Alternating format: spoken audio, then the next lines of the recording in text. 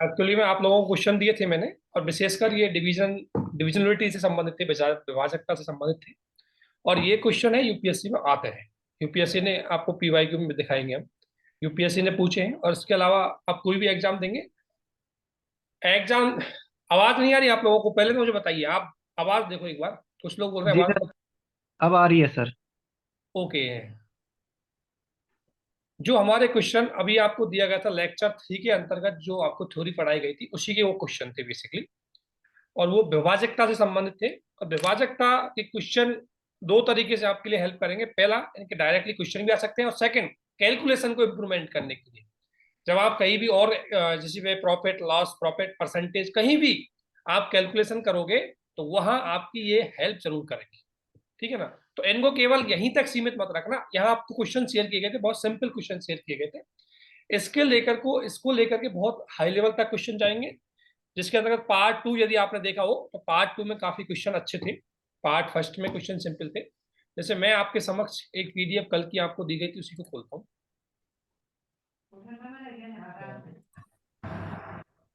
ये पीडीएफ दी गई थी आपको सिंपल सी, देख रही है आप लोगों को? जी सर। यस। तो अब आप मुझे बताइए, मैं चाहूँ तो एक एक क्वेश्चन को सॉल्व करवा दूं, या आप कहे तो आपको जो डाउट है उसको भी सॉल्व कर सकते हैं। सबसे पहले क्या तरीका ठीक रहेगा? मुझे लगता है एक बार क्वेश्चन को सॉल्व कर लेते हैं हम, और उसके बाद आपको जी इस क्वेश्चनों में, क्योंकि ये जो क्वेश्चन दिया गया, जैसे यूपीएससी 2019 में सिंपल सा क्वेश्चन आया था, ये 2019 में आया था ये क्वेश्चन, कि 8 अंकों की कोई संख्या दी गई, कितने भी नंबर ऑफ वो अंक, उससे कोई फर्क नहीं पड़ता, हमें रूल पता होना चाहिए। ठीक है ना? जो आपको बताया गया था वो पता होना ज्यादा इंपॉर्टेंट है मान ली। उसी के आधार पर इसमें देखते हैं। तो जैसे सिंपल सा क्वेश्चन है, पहला तो नियम आपको पता है। अगर क्वेश्चन हम स्टार्ट करें पहले वाले से, पहला वाला देख रहे हैं आप सभी को, कि अवैध संख्या कौन सी है। अवैध संख्या का मैंने एक सिंपल सा नियम बताया चेक करने का, कि अवैध संख्या हम किस तरीके से चेक करते हैं। ठीक है ना? अवैध संख्या पहले तो आपको पता होनी चाहिए कौन सी संख्या होती है। तो आप सभी जानते हैं अवैध संख्या वह संख्या होती है जिसमें स्वयं के अलावा किसी और संख्या का वो डिवाइड नहीं हो, या किसी और संख्या से उसमें भाग नहीं जाए। वो संख्या क्या होती है? आपकी अभाज्य संख्या कहलाती है। ठीक है ना? तो अगर जिसमें आप एक एक को चेक करेंगे सिंपली, तो ज्यादा टफ वाली बात नहीं है। शुरू में आप अभी स्टार्ट कर रहे हो सकता है अभी आपका टाइम कंजप्शन ज्यादा हो, तो अभी आप टाइम पे फोकस मत करो। शुरू में हमें सीखना है। जब आप प्रैक्टिस करोगे, कैलकुलेशन स्पीड बढ़ेगी, तो आप अपने अपने टाइम को बहुत आराम से लेके आ जाओगे। लेकिन हमेशा ये चीज ध्यान रखना, पहले टाइम आप डायरेक्टली, कई लोग बोलते हैं सर मेरा टाइम शुरू में बहुत ज्यादा लग रहा है। शुरू में जब आप करोगे क्वेश्चन, तो शुरू में क्यों हम सीखते हैं, और सीखने में थोड़ा टाइम तो लगता ही है। ठीक है ना? एक बार आप सीख गए और आपकी हैबिट पड़ गई, आप 10-20-15 ऐसे 10-15 क्वेश्चन ऐसे कर लेंगे, उसके बाद आपको टाइम नहीं लगेगी। उसके बाद आप तुरंत उसको कैलकुलेशन में ले जाओगे। लेकिन इस डिविजनलिटी से संबंधित जो क्वेश्चन थे, वो आपको ऑब्वियसली मैंने कई बताए तरीके, कि ये 2 का नियम, 4 का, 5 का, 8 का, 25 का, 125 का, 101 का, 7 का, 17 का, सारे नियम आपको बता देते। वो हमने ऑलरेडी आपको शेयर कर लिया, और वीडियो में आपको डिस्कशन भी किए थे। उन्हीं में से ही ये क्वेश्चन है आपके समक्ष। पहला क्वेश्चन आप सभी जानते हैं, अभाज्य संख्या को, बिल्कुल सिंपल है। ऐसा नहीं है डायरेक्टली ऐसा क्वेश्चन को यूपीएससी दे देगा, नहीं देगा। वो आपसे कई बार स्टेट पीसीएस में ऐसा क्वेश्चन आ सकता है, यूपीएससी में ऐसा क्वेश्चन नहीं आएगा। लेकिन आपके जो थ्योरी दी गई थी, हमने उसको प्रैक्टिकली करवाने के लिए हमने ये आपके समक्ष क्वेश्चन दिया गया था, ताकि आप इसको एक बार यूज करके देखें। तो पहले तो मुझे आप लोग ये बताइए कि क्या आपने क्वेश्चन सॉल्व करने की कोशिश करी या नहीं करी। ठीक है ना? क्योंकि सबसे इंपॉर्टेंट पार्ट है कि मैं तो वीडियो में बता दूंगा, क्वेश्चन तो और भी है हाँ क्वेश्चन। सर। यस, किया था। कौन बोला है सर ये? किए थे सर। हाँ, तो किए, उसके सर बाद मुझे बताओ फर्स्ट क्या वाला स्टेप सॉल्व। में सर एक दो प्रॉब्लम है, बाकी वो सेकंड वाला टाइम नहीं मिला तो सर सॉरी सर उसके लिए। लेकिन सर मैं प्रयास नहीं, करूंगा कि मैं जल्दी सॉल्व कर ज्यादा पाऊँ। क्वेश्चन आपको इसलिए शेयर नहीं कर रहे, हम सी सेट में हमने बोला ना आपके आधे घंटे 40 मिनट लेंगे, इससे ज्यादा नहीं लेंगे। ठीक है ना? तो देखो जी इतना जी। तो थोड़ा सा देना पड़ेगा। ठीक है? ठीक है सर। तो वो आपको थोड़ा सा देना पड़ेगा, वो तो आप सभी जानते हैं। ठीक है? तो देखो, क्वेश्चन करने की कोशिश करो। जब आप करोगे तभी आपको पता लगेगा कि क्वेश्चन नहीं आ रहा। जैसे ये क्वेश्चन आपने हमने मान लो आपको 15 क्वेश्चन शेयर कर दिए, 20 क्वेश्चन शेयर कर दिए। क्वेश्चन तो हमारे पास बहुत है, और दे देंगे आपको शेयर करने के लिए, प्रैक्टिस के लिए। आपको कोई बाहर से पढ़ने की कोई जरूरत नहीं है, जस्ट इनको शेयर करो और इनको सॉल्व कर लो इनको। और इसके अलावा आप थोड़ा सा, अगर आपको टाइम है, पीवाई को सॉल्व कर सकते हैं। हालांकि पीवाई को हम साथ में प्रोवाइड करवा भी रहे हैं, लेकिन प्रैक्टिस के लिए 10-15, जैसे एक टाइप की मेथड पढ़ी, उसके 10 क्वेश्चन अगर आपने पढ़ लिए, तो आपकी प्रैक्टिस हो जाएगी। उसके बाद आपको सॉल्व करने में कोई दिक्कत नहीं है। ठीक है ना? क्योंकि प्रैक्टिस को, कोई थ्योरी है उसको इंप्लीमेंट करने के लिए आपको उसकी प्रैक्टिस करनी पड़ेगी। तो जैसे मेरा तो ये टारगेट था शुरू में कि आप लोग ने सॉल्व किए होंगे, करने के बाद आप शेयर करेंगे सर ये क्वेश्चन हमसे नहीं हुए, और उन्हीं क्वेश्चन को हम आपके साथ डिस्कस करते हैं। लेकिन ठीक है, इस बार आपको कोई दिक्कत नहीं, अगली बार इस चीज को ध्यान में रखना। 5 दिन अगली बार जो मंडे टू आपको फ्राइडे तक वीडियो दिए जाएंगे, उसमें जो जो डाउट्स है, जो जो क्वेश्चन हम शेयर करें, उसको प्लीज साथ साथ शेयर मतलब सॉल्व करते हुए जाना। नहीं तो आप चीजें पेंडिंग कर दोगे, फिर बाद में आपको चीजें समझ में नहीं आएंगी, बहुत सारी चीजें। ठीक है ना, इसलिए टाइम निकाल करके, ज्यादा नहीं, 2 क्वेश्चन ही सॉल्व कर लो, 5 ही सॉल्व कर लो, 10 ही सॉल्व कर लो, इट्स हैबिट। ये हैबिट में आपके आ जाएंगे, और प्रैक्टिस से ही मैथ थोड़ी सी स्पीड में आएगी। पहला क्वेश्चन आपके सामने रखा हुआ है, मैं कुछ क्वेश्चन में सॉल्व करवा देता हूँ आज की क्लास में, ठीक है। पहला क्वेश्चन है सिंपल सा, अभाज्य संख्या के बारे में। मैंने आपको अभाज्य संख्या के बारे में बताया था, 2 चीज पता होनी चाहिए। पहली बात कि अभाज्य संख्याएं क्या होती है, ठीक है। तो अभाज्य संख्या सिंपल है कि जिसमें स्वयं के अलावा एक या स्वयं के अलावा किसी अन्य संख्या का भाग नहीं जाता हो, वो संख्या कौन सी होती है? आपकी अभाज्य संख्या। तो दूसरा पॉइंट आता है कि हम चेक कैसे करें कि ये संख्या अभाज्य है या नहीं।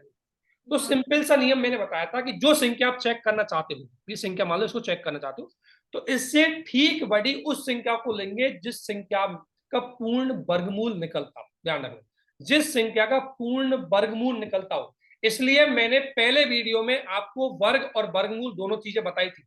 मैंने आपको ऑलरेडी बोला कि वो आपको थोड़ा सा याद करना ही पड़ेगा कुछ चीजें। और जो पहला वीडियो था आपने अगर देखा हो, तो उसमें मैंने 100 तक 120 तक आपको स्क्वायर पढ़ाए थे। तो रूट और स्क्वायर आपको पता होना चाहिए। तो 187 के आसपास जस्ट इससे बड़ी मुझे वो संख्या बताइए जो एक पूर्ण वर्ग संख्या हो, जिसका हम वर्गमूल निकाल सके। बताइए कौन सी है? 187 के तुरंत बाद कौन सी है? देखो आपको पता है 187 के तुरंत बाद कौन सी होती है? 13 का स्क्वायर कितना होता है? 169। तो इससे ये तो छोटी हो गई। 14 का कितना होता है? 196। तो इससे जस्ट बड़ी कौन सी संख्या है? 196। और 196 कितनी है? अब देखो, जस्ट बड़ी पूर्ण वर्गमूल संख्या निकालेंगे, तो 187 से ठीक बड़ी कौन सी है? 196, जो किसका वर्ग है? 14 का वर्ग है। ठीक है ना। अब 14 का वर्ग है, तो 14 से नीचे जितनी भी अभाज्य संख्या है उनका इसमें भाग देके हम चेक करेंगे। यदि भाग जाता है तो ये अभाज्य संख्या नहीं होगी, और यदि भाग नहीं जाता है तो ये अभाज्य संख्या होगी। देखो अभी हो सकता है आपको टाइम ज्यादा लग रहा हो, अभी इसमें मत देना है कि मुझे टाइम, अभी आपको सीखने पे फोकस करना है। पहला नियम क्या है कि पूर्ण वर्गमूल संख्या देखेंगे जो इससे ठीक बड़ी होगी। तो 187 से ठीक बड़ी पूर्ण वर्ग संख्या है 196। 96 का मैंने वर्गमूल निकाला, कितना है? 14। अब 14 से छोटी जितनी भी अभाज्य संख्या है, अभी तो मुझे पता है कौन कौन सी है। 2 है, 3 है, 5 है, 7 है, अजू 9 नहीं है, 11 है, अजू 12 नहीं है, 13 है। बस ये संख्या है जिनका मुझे भाग देके चेक करना है। यदि इनका भाग इसमें जाएगा तो ये संख्या भाज्य संख्या हो जाएगी, और यदि इनका भाग नहीं जाएगा तो अभाज्य संख्या हो जाएगी। देखो दो, अब देखो जो मैंने भाजकता के आपको नियम बताए हैं, विभाज्यता के जो नियम बताए वो यहां काम आएंगे। 2 का नियम क्या कहता है? 2 का नियम क्या कहता है? 2 का किस संख्या में पूरा भाग जाएगा? 2 का उस संख्या में पूरा भाग जाएगा जिस संख्या या तो सम हो या जीरो हो। तो 187 जो सम है ही नहीं है, इसलिए 2 का ऐसे भाग नहीं जाएगा। 3 का नियम क्या कहता है? 3 का नियम कहता है कि दी गई संख्याओं के अंकों के योग में यदि 3 का भाग जाता है तो संख्या पूरी तरह 3 से विभाजित होगी। तो देखो 1 और 8 कितना हो गया? 9, और 9 और 7 16, अर्थात 16 में यदि हम 3 का भाग देंगे तो नहीं जाएगा, इसलिए 3 का भाग इस संख्या में नहीं जाएगा। देखो ध्यान से सुनते जाओ, बहुत सारी चीजें इसमें यूज होती है। ऐसा नहीं है कि आप एक ही चीज को यूज करो, जो भी आपको विभाजकता का नियम पढ़ाया है वो सभी इसमें इंप्लीमेंट होंगे, आप चाहे तो यूज कर सकते हो। 5 का नियम आपने क्या पढ़ा था? 5 का नियम आपने पढ़ा कि यदि दी गई संख्या का अंतिम अंक या तो 0 हो या 5 हो तो वो संख्या 5 से पूरी तरह विभाजित होगी। तो ये 5 से विभाजित नहीं होगी क्योंकि 187 है, ठीक है ना। तो 187 से 5 से विभाजित नहीं होगी क्योंकि वो इकाई का अंक है 0 और 5 नहीं है। इसलिए 7 का नियम लगा के देख लो, 7 का भाग दे लो, 7 दूनी 14, बचा 4, 47, 47 में 7 का भाग नहीं जा रहा। 11 का नियम हमने पढ़ा था। 11 का नियम क्या कहता है कि सम स्थानों के अंकों का योग, जैसे सम स्थान जैसे 1, 2 और 3, तो सम स्थान क्या हो गया? 2, 2 के पास कौन सी संख्या है? 8, और विषम स्थान कौन से हो गए? 1 और 7, तो 1 और 7। तो मैंने क्या बोला? सम स्थानों के अंकों का योग, ध्यान रखना, सम स्थानों के अंकों का योग विषम स्थानों के अंकों के योग के या तो बराबर हो या उन दोनों के अंतर में 11 का भाग जा रहा हो। तो देखो सम स्थान कितना है इसमें 8 और विषम स्थान कितना है 1 + 7 बराबर 8, अर्थात इन दोनों का अंतर कितना होगा 0। अर्थात क्या होता है 187 को यदि आप 11 से भाग देंगे तो संख्या पूरी तरह भाग जाएगी। देख लो चेक करके 187 में अगर आप 11 का भाग दोगे पूरा पूरा भाग जाएगा, क्योंकि आपका ये नियम है लागू हो गया। देखो 3 संख्या है तो 1 2 3 लिखो, चुपचाप आराम से लिखो। फिर समस्थान यानी 1 2 समस्थान है और ये विषम स्थान है, तो मैं 2 की जगह कितना है यह 8 और विषम स्थान पे कितना है 1 + 3 बराबर कितना है 1 + 7, तो कितना हो गया 8 और 8, इन दोनों का अंतर कितना हो गया 0, अर्थात ये संख्या 11 से विभाजित होगी। इसलिए 187 आपकी अभाज्य संख्या नहीं है। समझ गए?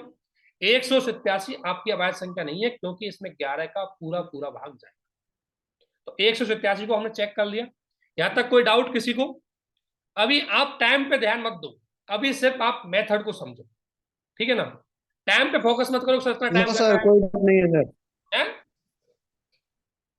कोई डाउट नहीं है सर, ठीक है सर। अभी को आ गया समझ में? तो पहला चेक कर लिया हमने 187। नॉर्मली जब ऐसा क्वेश्चन आपके एग्जाम में आए तो ए को चेक मत करो, डायरेक्ट सी से स्टार्ट करो ना। नॉर्मली एग्जाम में यदि आपको मिले तो आपको सभी चेक करने की जरूरत नहीं पड़ेगी, आप डायरेक्ट सी पे जाओ। देखो अब ए चेक कर लिया आपने, अब डायरेक्ट मान लो मैं सी पे गया। सी कितना है 391। अब मुझे बताओ 391 के जस्ट बाद वाली पूर्ण वर्गमूल संख्या बताइए जिसका हम वर्गमूल निकाल सके। तो कौन सी है 400। 400 किसका है 20 का, सही बात है या नहीं है? 391 किसका है, इसके जस्ट बड़ी संख्या आई 400 और 400 का हम वर्गमूल निकाल सकते हैं कितना है 20, अर्थात 20 का स्क्वायर है, ठीक है ना? तो 20 का स्क्वायर कितना है 400। अब 20 से छोटी सारी अभाज्य संख्या ले लेंगे, कौन सी 2 3 5 7 11 13 14 नहीं है, 15 नहीं है, 16 नहीं है, 17 और 19, इनको चेक करेंगे। अब नियम हमें पता होना चाहिए। 2 का नियम नहीं जाएगा, 3 का नियम चेक कर लो, 9 और 3 12, 12 और 1 13 नहीं जाएगा। 5 का नियम नहीं जाएगा क्योंकि इकाई का अंक 0 और 5 नहीं है।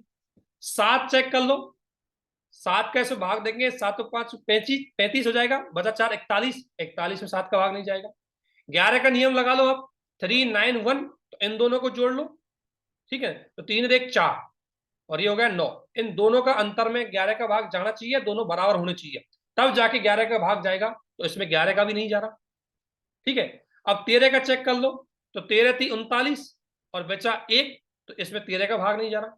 17 का चेक कर लो, 17 चौका 17 दूना 34, 5 17 3 51, तो 17 का भाग इसमें पूरा पूरा जा रहा है, ठीक है ना? 391 में अगर बात करेंगे 17 का पूरा पूरा भाग जा रहा है, अर्थात ये भी संख्या कौन सी है आपकी भाज्य और ये भी संख्या कौन सी है आपकी भाज्य, दोनों भाज्य, क्योंकि इनमें 17 का पूरा पूरा भाग जा रहा है एक में तो, और एक में आपने देखा 11 का पूरा पूरा भाग जा रहा है। और अभाज्य संख्याओं का हमने एक नियम पढ़ा था सिंपल सा, कि वो संख्याएं अभाज्य संख्याएं कहलाएंगी जिसमें स्वयं के अलावा किसी भी संख्या का भाग नहीं जा, अर्थात वो किसी और संख्या से विभाजित नहीं होती। अब अगला आ जाओ आप 221 में। 221 के ठीक बड़ी ऐसी कौन सी संख्या है जिसका हम वर्गमूल निकाल सकते हैं, बताइए? 221 से ठीक बड़ी, 221 से ठीक बड़ी तुरंत बड़ी कौन सी संख्या है जिसका हम वर्गमूल निकाल सकते हैं, अर्थात जो किसी का स्क्वायर हो, कौन सी है? इसलिए मैं पहले ही कह रहा हूं बेसिक जरूर पढ़ लो, 1 से लेकर के 20 तक का स्क्वायर याद कर लो। इसके अलावा मैंने आपको बताया था 100 जो स्क्वायर की मेथड बताई थी, बिल्कुल सही बात है, 225 है और 225 किसका है 225 है और 225 किसका है 15 का। अब 15 से छोटी सभी अवैध संख्या ले लो, 2 3 5 7 11 13, ठीक है ना? तो 2 का चेक करो नहीं जाएगा, ठीक है ना? 3 का चेक करो, 2 और 2 4 और 1 5, 3 का भी नहीं होगा। 5 का चेक करेंगे नहीं जाएगा क्योंकि इकाई का अंक 0 और 5 नहीं है। 7 का चेक करेंगे हम, तो देखो 7 दिया 21, एक बचा 11 हो जाएगा, नहीं जाएगा। 11 का चेक करेंगे तो 11 का क्या है 221, तो 2 और 1 3 और ये 2, इधर हो गया 3 इधर हो गया 2, तो ये भी नहीं, क्योंकि हमने 11 का नियम पढ़ा है सम स्थानों का, यानी ऑड नंबर पे जो संख्याएं हैं और इवन नंबर पे जो संख्या है उनको योग करके हम निकालेंगे, उनका योग करके या तो उनका अंतर को देखेंगे या उनके योग को देखेंगे। यदि अंतर या तो 0 हो या योग उसमें संख्या का पूरा पूरा भाग जा रहा हो, 11 का तो 11 से विभाजित होगी, तो इसमें 11 का भी भाग नहीं जाएगा। इसके बाद देखते हैं हम 13 का। तो 221 में अगर 13 का भाग देंगे, 13 का हम 13, बचा कितना हमारा 9, और 13 7 91, अर्थात इसमें 13 का पूरा पूरा भाग जाएगा। ये तीनों संख्याएं ऐसी है जो पूरी तरह भाज्य संख्याएं हैं, इसलिए इसका आंसर होगा डी। ठीक है, देखो आपको जस्ट ये क्वेश्चन सिखाने के लिए दिया गया, ये क्वेश्चन है जस्ट सिखाने के लिए दिया गया, लर्न के लिए दिया गया, ऐसा नहीं कि ऐसा क्वेश्चन आ जाएगा। इसका आंसर बिल्कुल सही बोला है, डी इसका आंसर है, क्योंकि तीनों संख्या हैं ये भाज्य संख्या है, क्योंकि किसी न किसी संख्या से ये विभाजित हो रही है। और अभाज्य संख्या का नियम क्या कहता है? अभाज्य संख्या का नियम कहता है दी गई संख्या किसी से भी भाज्य नहीं होगी, किसी से भी डिवाइडेशन नहीं होगा। ठीक है, इसलिए इसका आंसर डी आएगा। सिंपल सा एक नियम मैंने बताया था आपको अभाज्य संख्याओं का। तो आप मुझे बताइए कि क्या अगर आपसे कोई पूछे अभाज्य संख्या निकालने के लिए, तो आप अभाज्य संख्या निकाल देंगे? देखो स्टेट पीसीएस में इसका क्वेश्चन डायरेक्टली आता है, यूपीएससी में डायरेक्टली इसका क्वेश्चन नहीं आएगा। ठीक है ना, लेकिन आपको पता जरूर होना चाहिए, क्योंकि कल के जाके यूपीएससी एक चीज जरूर पूछती है कि 100 से लेकर के 200 के बीच में कितनी अभाज्य संख्या है, तो उनको निकालने के लिए आपको कई बार ये मेथड यूज करना पड़ सकता है। ठीक है, यहां तक कोई डाउट? पहला सा सिंपल सा क्वेश्चन था।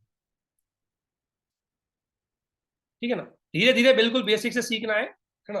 अगला है, अगला क्वेश्चन आराम से बोला कि कौन सी संख्या निम्नलिखित में से कौन सी संख्या 11 का गुणज है, अर्थात 11 का पूर्ण भाग जाता हुआ, वो संख्या चेक कर लिया। अब यहां किसका नियम लगेगा? 11 का नियम लगेगा, और 11 का नियम क्या कहता है उसको लगाइए। 11 का नियम पता है 11 का नियम, 11 किस स्थिति में डिवाइड होता है किसी संख्या से? ठीक है, तो 11 का नियम देखो, आंसर जिसने कर रखा है अच्छी बात है, लेकिन मुझे सॉल्व करवाना है। देखो 11 का नियम क्या कहता है, देखो 11 का नियम क्या कहता है, मैंने अभी बताया कि कोई दी गई संख्या है, मान लो संख्या है आपकी, पहली उठा ली हमने, ये उठा ली। ठीक है ना, तो ये संख्या कौन सी है आपकी? 9 7 8 6 2 6, ये संख्या है। इस संख्या के सम स्थानों के अंकों का योग, यानी कि अगर मैं इसके नीचे लिखूं 1 2 3 4 5 6, तो 1 और 3 ये इनका योग एक साथ देखेंगे, यानी कि जो संख्या 1 के साथ है, 2 के साथ है, 3 है, इनको एक साथ देखेंगे, यानी कि 9 8 और 2, तो इनका योग करके देखिए, 9 और 8 कितने हो गए? 17, 17 और 2 कितने हो गए? 19, तो सम स्थानों के अंकों का योग और विषम इसका हो गया 19। तो इसका करके देखेंगे, 7 और 6 13, 13 6 19, इसका भी 19 हो गया। और 11 का नियम कहता है कि सम दी गई संख्या के सम स्थानों के अंकों का योग और विषम स्थानों के अंकों का योग का अंतर, इन दोनों का अंतर कितना है? 0। यदि अंतर 0 है तो उसमें 11 का पूरा पूरा भाग जाएगा। इसलिए पहली जो संख्या दी गई है ए, इसमें 11 का पूरा पूरा भाग जाएगा। आप देके चेक कर सकते हैं। दोबारा मैं बोल रहा हूं, दी गई संख्या के समस्थानों के अंकों का योग, डायरेक्टली कुछ नहीं करना है, जैसे कोई संख्या दी गई नीचे वाली है, ठीक है, तो इसको कैसे चेक करना है? 4 4 7 3 5 और 5, एक छोड़ के एक, जैसे 4 और 7 11, 11 और 5 कितना हो गया? 16, तो ये हो गया 16, और इधर 4 और 3 7, 7 और 5 12, ये 12 है। अब इन दोनों के अंकों, इन दोनों का अंतर या तो 0 होना चाहिए, या इन दोनों के अंतर में 11 का भाग जाना चाहिए। तो अंतर कितना है इनका? 4, तो 4 ना तो 0 है और ना ही 4 में 11 का भाग जा रहा है, इसलिए ये संख्या 11 से विभाजित नहीं होगी। ठीक है, इसी प्रकार से आप इसका चेक कर लीजिए, ये कितना है? देखो 8 और 9 कितना हो गया? 17, और 17 और 5 कितना हो गया? 22, तो ये हो गया आपके विषम स्थानों के अंकों का। और यहां चेक करके 6 और 7 कितना हो गया? 13, और 13 6 19, 19, तो इन दोनों का अंतर कितना है? 2। अब 2 ना तो 0 है और ना ही 11 से विभाजित हो रहा है, इसलिए इस संख्या में भी 11 का भाग नहीं जाएगा। ठीक है, अगला एक और चेक कर लेते हैं बी को, 1 1 2 1 4 4, ठीक है, यहां तक चेक किया, तो ये कितना है? 1 और 2 3, ठीक है ना, और 3 और ये 4 7, तो ये कितना हो गया? 7, और यह चेक करेंगे 1 और 1 2, और 2 और 4 6, ये हो गया 6। अब इन दोनों का अंतर 1 है, और 1 में ना तो 11 का भाग जाएगा और ना ही 1 0 है, इसलिए बी भी ऐसा है कि इस संख्या में भी 11 का भाग नहीं जाएगा, इसलिए इसका दूसरे नंबर का आपका आंसर होगा ए। अब मुझे बताइए समझ में आया नहीं आया? 11 का बहुत ज्यादा यूपीएससी पूछती है, 11 को लेकर के यूपीएससी पूछती है, इसलिए आपको थोड़ा सा ध्यान रखना। यानी कि 11 का नियम सिंपल सा है कि दी गई कोई संख्या है, उसके दो चीज देखनी है। संख्या का वो है अंक जो सम स्थानों पर है, और संख्या का वो है अंक जो विषम स्थानों पर है। उन दोनों के अंकों को हम जोड़ेंगे, दोनों के अंकों को घटाएंगे। घटाने के बाद जो अंतर आएगा, उस अंतर में या तो 0 होना चाहिए, या उस अंतर में 11 का भाग दिया जाना चाहिए। तो वह संख्या, अगर ये दो परिस्थितियां पाई गई, वह संख्या 11 से पूर्ण विभाजित होगी। ठीक है, अब अगला क्वेश्चन, ये जो तीसरा क्वेश्चन दिया गया, ऐसे क्वेश्चन आपसे पूछे जाते हैं। पहला वाला जो दूसरा क्वेश्चन दिया गया, ऐसे क्वेश्चन पूछने की संभावना कम है, बस प्रैक्टिस के लिए पता होना चाहिए। तो देखो इसको कैसे करते हैं। आंसर देख, जिनको पता है अच्छी बात है, लेकिन जिनको नहीं पता है उनके लिए हम इसको करवा रहे हैं। देखो सभी के लिए कोई भी दिक्कत नहीं है। ये तीसरा नंबर का और 9वें नंबर का क्वेश्चन एक जैसा है, इसमें से मैं एक क्वेश्चन को सॉल्व कर देता हूं। देखो ये तीसरा नंबर का ये और 9वें नंबर का क्वेश्चन एक जैसा है। ठीक है, तो क्या कर रहा है, ये पूछ रहा है कि 11 का मान क्या होगा। ठीक है, और यदि वह संख्या, ध्यान रखना, ये कह रहा है कि यदि इस संख्या को हम 11 से विभाजित किया जाए तो के का मान क्या होगा। के की जगह पूछा है। तो देखो संख्या क्या है आपके पास, संख्या है आपके पास, देखो संख्या है 5, के 3, 4, 5 और 7। और 11 का नियम क्या कहता है, 11 का नियम कहता है कि इसको जोड़ू मैं और इसको जोड़ू तो कितना हो गया, 5 + 3 + 5। और दूसरा इसको जोड़ू मैं और इसको जोड़ू, कितना हो गया, के +4 + 7। इन दोनों का अंतर क्या होना चाहिए, 0 होना चाहिए। अर्थात अर्थात ध्यान रखना, इन दोनों का अंतर क्या होना चाहिए, 0 होना चाहिए। तो देखो ये कितना होगा, 5 और 3 8, 8 और 5 कितना हो गया, 13। तो इधर कितना हो गया, 13, और ये कितना है, के +11। अब मुझे ये बताइए कि के की जगह में क्या रखूं कि या तो इन दोनों का अंतर 0 हो जाए, मतलब दोनों बराबर आ जाए, या तो अंतर यानी कि दोनों संख्याओं की जो है स्थिति वो बराबर हो जाए। तो के की जगह ऐसी में कौन सी संख्या रखूं को 13 आ जाए, बताइए। तो के की जगह में क्या रखूंगा, 2। तो 11 + 2 = 13, अर्थात इन दोनों का अंतर कितना हो गया, अब 13 - 13 = 0। 11 का नियम क्या बोला हमने कि दी गई कोई संख्या है, उसके सम स्थानों के अंकों का योग, सॉरी सम स्थानों के अंकों का योग और विषम स्थानों के अंकों का योग, इन दोनों का अंतर या तो 0 हो, या इन दोनों के अंतर में 11 का पूरा पूरा भाग जाना। तो 13 के साथ अगर मैं कैसा क्या मान रखूं कि 11 + के में क्या रखूं कि ये 13 के साथ घटाने पर इसका मान 0 आ जाए, तो मैंने क्या रखा, सिंपल सा 2 रखा, क्योंकि 11 + 2 13। अब 13 को 13 से घटाएंगे क्या हो गया, आपका मान 0 हो जाएगा। और यदि इसका मान 0 हो जाएगा संख्या का मान, तो ये संख्या आपकी 11 से पूरी तरह विभाजित हो जाएगी, इसलिए इसका मान क्या आएगा, आपका 2। और प्रैक्टिस कर लेते, धैर्य रखना, समझ में नहीं आएगा, आएगा तो। अगर किसी को कोई भी दिक्कत आए तो तुरंत ध्यान रखना, किसी को कोई भी डाउट आए बताओ। जैसे मैं सिंपल सा रख रहा हूं, ये 9वें नंबर का देख लो आप। ठीक है, 9वें नंबर का देखो, 11 का नियम आपको पता होना चाहिए। 9वां क्या करा है कि देखो, अगर मैं इसको जोड़ू 1 + 3 + 6, और फिर मैं इसको जोड़ू 22 + 22, इनका मान बराबर होगा तभी तो 0 आएगा। तो इसका मान बराबर कैसे आएगा, इधर कितना हो गया, 2y, 2y बराबर कितना होता है, 6 और 3 9, 9 और 1 10 = 10। तो 2y बराबर कितना होता है, 10। तो y बराबर कितना हो जाएगा, 5। यदि मैं इस y की जगह 5 रखूं, इस y की जगह 5 रखूं, तो संख्या पूरी तरह 11 से विभाजित होगी।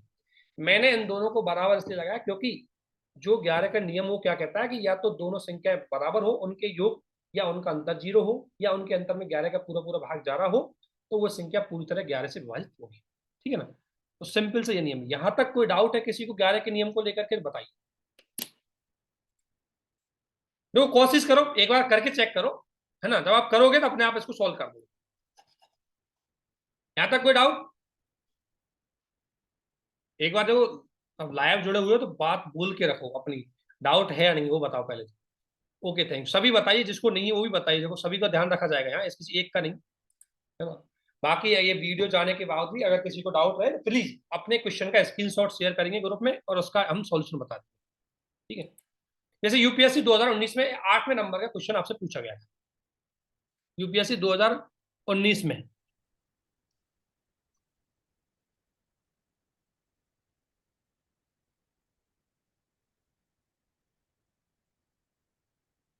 ठीक है।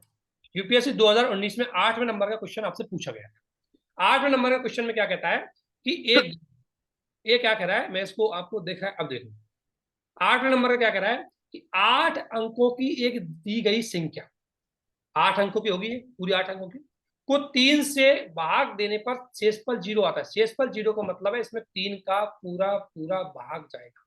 और 3 का पूरा पूरा भाग का नियम हमने क्या पढ़ा, दी गई संख्या के अंकों के योग में यदि 3 का भाग जाता है तो दी गई पूरी संख्या में 3 का भाग जाएगा। जैसे अब इसको योग कर लो, 4 प्लस 2 प्लस 5 प्लस 2, ठीक है ना, प्लस 7 प्लस 4 प्लस 6 प्लस 20, और इसमें अगर मैं भाग दूं 3 का तो बराबर में क्या आना चाहिए, 0। यही तो मतलब है इसका, यानी कि दी गई संख्या के अंकों के योग में यदि 3 का पूरा मतलब भाग जाता है तो पूरी संख्या में 3 का पूरा पूरा भाग जाएगा। हमें बी की मान ज्ञात करना है, तो ये कितना होगा, 4 और 2 6, खैर 5। ध्यान रखना, इसने पूछा है इस बी के कितने मान हो सकते हैं, बी की जगह एक मान नहीं पूछा, आप बी की जगह कितने मान रख सकते हो वो पूछा है। आप डायरेक्टली गलती ये मत कर देना कि जैसे बी का मान है उसको आंसर बांध बैठ जाए। यहाँ बी का आंसर ये इसने बोला है कि बी की जगह हम कितनी संख्याएं रख सकते हैं जिससे कि ये पूरी संख्या 3 से पूरी पूरी विभाजित हो। तो हमें चेक करना है कितना मान रख सकते हैं। तो देखो 4 और 2 6, 6 और 5 11, 11 और 2 कितना हो गया 13, 13 और 7 20, और 20 और 10 ये 4 से कितना 30, तो 30 प्लस बी बराबर 3। तो अब बी की जगह आप कितना मान रखें कि इसमें पूरा पूरा 3 का भाग जाए, तो बी की जगह एक तो 0 भी रख सकते हो क्योंकि 30 प्लस 0 बराबर 3, तब भी इसका पूरा पूरा भाग जा रहा है। तो एक तो बी का मान क्या हो गया 0। फिर बी की जगह आप 2 3 रख लो क्योंकि 3 3 के अंतर में रखो ना, क्योंकि 3 का पूरा पूरा भाग जाने के लिए 3 के अंतर में रखेंगे। तो बी की जगह एक तो 0 आ जाएगा, दूसरी जगह बी की जगह हम 3 भी रख सकते हैं। 30 और 3 कितना होगा 33, 33 में 3 का पूरा पूरा भाग जाएगा। फिर इसकी जगह 6 भी रख सकते हैं, 36 हो जाएगा। फिर इसकी जगह हम 9 भी रख सकते हैं, 39 हो जाएगा। अर्थात बी की जगह मैं 0 भी रख सकता हूँ, 3 भी रख सकता हूँ, 6 भी रख सकता हूँ और 9 भी रख सकता हूँ। 4 मान में बी की जगह रख सकता हूँ, तब भी यह संख्या पूरी तरह 3 से डिवाइड होगी, तब भी इस संख्या में 3 का भाग देने पर शेषफल 0 आएगा। इसलिए बी के कितने मान संभव है, बी के 4 मान संभव है। क्योंकि आपको पता है मैंने 3 का अंतर क्यों रखा है, क्योंकि 0 के बाद मैं 3 रखूंगा तभी 3 से विभाजित होगा। मैं 2 रख लू, मान लो यहाँ 0 में 2 रख लेते एक बार, तो कितना हो जाएगा 32, 32 में 3 का भाग नहीं जाएगा, इसलिए मैंने कितना रखा 3 रखा। फिर मैं अगर मान लो 4 भी रख लेता 4 में नहीं जाता। अब आपको पता है कि बी एक संख्या एक अंक है, और एक अंक की जगह हम 0 से लेकर के 9 तक ही मान रख सकते हैं, इससे ज्यादा नहीं रख सकते, क्योंकि फिर तो डबल अंक की हो जाएगी। ठीक है ना, तो 0 से लेकर 9 तक, तो 0 से लेकर के मैंने कौन कौन से 0 3 6 और 9 ये 4 मान यदि मैं रखूंगा इस बी की जगह, फिर भी ये संख्या पूरी तरह 3 से विभाजित हो जाएगी। इसलिए इसका आंसर क्या होगा, सी होगा। जल्दीबाजी में आप आंसर मत कर देना कई बार कि नहीं मैंने तो 3 रखा तो भी इसका पूरा भाग चला गया तो मैं 3 ही आंसर कर दूं, या मैंने 6 रखा तो भी इसका पूरा पूरा भाग चला गया मैं 6 भी रख दूं। यहाँ बी का मान नहीं पूछा, यानी पूछा है बी की जगह कितने मान रख सकते हैं, कितनी संख्याएं कितने अंक आप रख सकते हो बी की जगह, तो वो आपसे इस क्वेश्चन ने पूछा था। अच्छा 7वां क्वेश्चन कर लेते हैं, ठीक है। हाँ 7वां क्वेश्चन यूपीएससी ने आपसे पूछा था। देखो यूपीएससी क्या कह रहा है, ये यूपीएससी 2023 का क्वेश्चन था, 7वें नंबर का। इसके अंतर्गत मैंने आपको 2-3 नियम पढ़ाए थे, वो पता होना चाहिए। मैंने आपको एक तो 7 का नियम ही पढ़ाया था, मैंने आपको एक 11 का नियम भी पढ़ाया था, और मैंने आपको 13 का नियम भी पढ़ाया था। अब देखो 7 और 13 का नियम आपसे क्या कहता है वो देखो, मैंने आपको बताया था। बताइए किसी को पता है 7 और 13 का नियम, कोई संख्या 7 और 13 से कब विभाजित होगी। देखो 7 और 13 का नियम सुन लो। 11 का नियम तो आप सभी को पता है कि सम स्थानों के अंकों का योग एक्स वाई जेड और विषम स्थानों के अंकों का योग यदि बराबर हो तो उसमें 11 का पूरा पूरा भाग जाएगा। बराबर का मतलब उन दोनों घटाने पर 0 आता, ठीक है ना। तो देखो संख्या दी गई है आपको, संख्या क्या दी हुई, x by Z, x by Z. तो मैं पहले 11 का चेक कर लूं, क्योंकि यह 11 का बोल गया ना, बोला गया इसने। मैं 11 का चेक कर लूं, 11 क्या कहेगा, इसको इसके साथ जोड़ेंगे, अर्थात x plus Z plus by, तो क्या होगा एक्स प्लस जेड प्लस ये हो गया एक तो। फिर मैं इसको इसके साथ जोड़ूंगा, अर्थात जेड प्लस एक्स प्लस ये कितना हो गया, by plus x plus Z. ये तो इन दोनों को मान कितना, अंतर कितना आएगा, 0, क्योंकि देखो बाई से बाई कट गया, एक्स से एक्स कट गया, जेड से जेड गया, अर्थात इन दोनों का अंतर कितना आएगा, 0। यदि इन दोनों का अंतर 0 है तो आपको पता है संख्या 11 से विभाजित होगी। तो ये तो आपको पता चल गया कि ये संख्या 11 से विभाजित है। ठीक है, आपको एक्स बाई जेड ये अंक, ये संख्या दी गई, x by Z, x by Z. ठीक है ना। तो अब आपको पहला नियम, क्योंकि यहाँ पता नहीं है आपको किस किस से विभाजित होगी, लेकिन ऑप्शन में 3 संख्या दी गई है, 7, 11 और 13। तो आपको चेक करना है 11 का नियम क्या कहता है। 11 का नियम कहता है कि सम स्थानों के अंकों का योग, ये जोड़ेंगे तो कितना हो जाएगा, x plus y plus z. फिर इसको जोड़ेंगे तो y plus x plus z. अब बात तो ये, इन दोनों का अंतर कितना आ गया, 0, इसलिए ये संख्या 11 से विभाजित होगी। ठीक है, ठीक है ना। आपको आंसर तो पता होगा, मुझे पता है बहुत सारे लोगों को। ठीक है ना। अगला 7 और 13 का नियम क्या कहता है कि दी गई संख्या 6 अंकों की होनी चाहिए। दी गई संख्या 6 अंकों की है, तो बिल्कुल सही बात है, ये संख्या 6 अंकों की है। एक्स वाई जेड 6 अंकों की है, नहीं है, उस खुद ही बोल रहा है दी गई संख्या 6 अंकों की, बिल्कुल सही बात है, ये बोला है। यदि दी गई संख्या 6 अंकों की है और 6 अंक या तो समान हो या 6 अंक 2 पेयर में डिवाइड हो, तो 2 पेयर है या नहीं है, एक्स वाई जेड, तो वह संख्या 7 और 13 से पूरी तरह विभाजित होगी। इसलिए यह संख्या 7 से विभाजित होगी और 13 से विभाजित होगी। इसलिए आपका आंसर क्या होगा, 7, 11 और 13। 11 का नियम क्या कहता है कि सम स्थानों के अंकों का योग, दी गई संख्या के अंकों को चेक करना है। ठीक है ना, जैसे एक्स बाई जेड, तो इसके योग और इसका योग, इनका अंतर यदि 0 है तो आपका 11 से विभाजित होगा। एक्स जेड प्लस बाई और बाई एक्स जेड आप घटाओगे तो 0 ही आएगा। इसलिए संख्या 11 से विभाजित होगी और 7 से विभाजित होगी और 13 से विभाजित होगी। इसलिए इसका आंसर होगा डी। अब मुझे बताइए, समझ गए इसको? ध्यान रखना, इसमें ऐसे भी हो सकता था आपका x y x y x y. अगर ये नियम होता, अगर ये नियम हम चेक करते तो ये 11 से विभाजित नहीं होती। ये इसमें आंसर आता है आपका सी। अगर इसकी ध्यान रखना, इसका दूसरा रूप दे देती है आपसे, या तो यूपीएससी बोल देती है आपसे x x x x x, ये 6 संख्याएं हैं जो एक ही जैसी है, इसमें 11 का पूरा पूरा भाग जाएगा। आपको पता है, इसको इसको जोड़ेंगे और इसको जोड़ेंगे तो आपको पता है इन दोनों के अंतर को घटाएंगे तो 0 आएगा। फिर 7 और 13 का नियम क्या कहता है, या तो दी गई संख्या, पहली 7 और 13 के नियम में एक कंडीशन याद रखनी, दी गई संख्या 6 अंकों की होनी चाहिए। दी गई संख्या आपके पास 6 अंकों की होनी चाहिए। और दूसरी बात, या तो 6 अंक समान हो या 6 अंक 2 के पेयर में या 3 के पेयर में आपसे बटे हुए। तो यहां तो 6 अंक ही समान हो गए, एक हो सकता है x y x y x y, तो यहाँ पर 2 के पेयर में हो गए और यहाँ पर आपको 3 के पेयर में। इसलिए यह संख्या 7, 13 और 11 से पूरी तरह विभाजित है। जो आपको विभाजकता का नियम बताया गया था, उसी के आधार पर इसको आपको सॉल्व करना है। ठीक है, तो यहाँ तक कोई डाउट? ठीक है, तो ये क्वेश्चन था, सिंपल सा था, ज्यादा टफ नहीं था। इस बार की यूपीएससी में था, 2023 की यूपीएससी में क्वेश्चन आपसे पूछा गया। और बताइए, और कौन से क्वेश्चन को सॉल्व करें? देखो आप बताओ तो ठीक रहेगा। ठीक है ना, मैं इसलिए बोल रहा हूँ, देखो सारे क्वेश्चनों की प्रैक्टिस अगर मैं ही करा दूंगा, फिर आप लोग क्या करेंगे, है ना। तो अगर कोई क्वेश्चन की प्रैक्टिस पहले आप करके चेक कीजिए, अगर कोई क्वेश्चन आपसे नहीं आता तो फिर हम बताएंगे। देखो यहाँ ऊपर वाले नियम तो आप कर देंगे, क्वेश्चन आपको पढ़ेंगे टफ ये वाले। 10वां क्वेश्चन, ओके 10 मिनट।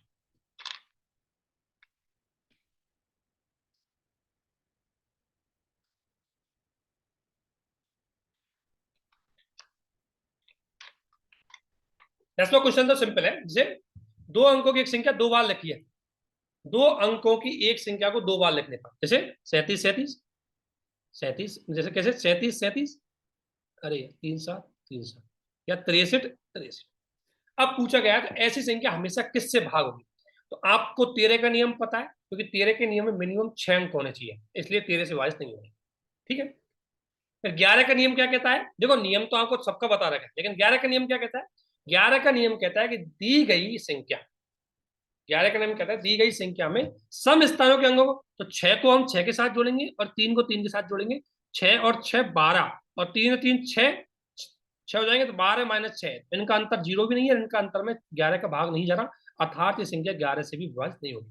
देखो ये नियम है 101 का, मैंने आपको बताया था 101 संख्या क्या कहती है, 101 का भाग किसमें जाता है, 101 में कहता है कि दी गई संख्या या तो 4 अंकों की हो या 8 अंकों की। तो ये संख्या कितनी है, 4 अंकों की, या तो 4 अंकों की हो या 8 अंकों की हो। दूसरी बात, या तो 4 समान भागों में लिखी हो, या तो ये 3 3 3 3 होता, या 7 7 7 7 होता, या 3 3 3 3 ऐसे होता, या 7 7 7 ऐसे होता। यानी कि दी गई संख्या के या तो 4 अंकों की होनी चाहिए, 8 अंकों की होनी चाहिए। सेकंड कंडीशन, उसके चारों अंक के समान होने चाहिए, या दो के पेयर में होना चाहिए, दो के पेयर में। तो इसको कैसे लिखिए, दो के पेयर में चाहिए, 3 और 7, 3 और 7, उधर ऊपर वाली 6 और 3 और 6 और 3, ऐसी संख्या में 101 का पूरा पूरा भाग जाएगा, ध्यान रखना। तो इसलिए इसका आंसर क्या होगा आपका, सी। यहां पर 101 का नियम चल रहा है। 101 का नियम कहता है कि दी गई संख्या या तो 4 अंकों की होनी चाहिए या 8 अंकों की होनी चाहिए। अब या तो चारों अंक समान हो सकते हैं, या 8 अंक समान हो सकते हैं, या चारों अंकों में 2 के पेयर हो सकते हैं, या 4 के पेयर हो सकते हैं। अगर संख्या 8 अंकों की तो 4 के पेयर हो सकते हैं, जैसे जैसे एक तो हो गया यहाँ पे, ये 3 3 7 3 7 3 7, ठीक है ना। तो ऐसी संख्याएं आपकी 101 से पूरी तरह विभाजित होगी। तो ये 3 7 3 7 है, ये आपकी 101 से पूरी तरह विभाजित होगी, ठीक है ना।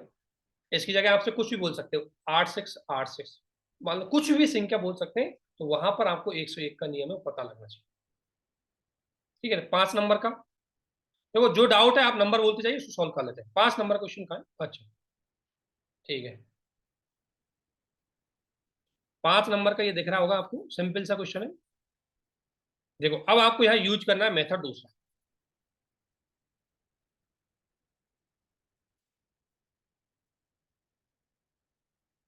देखो क्या मैं मेथड क्या यूज करूंगा, मुझे पता 80।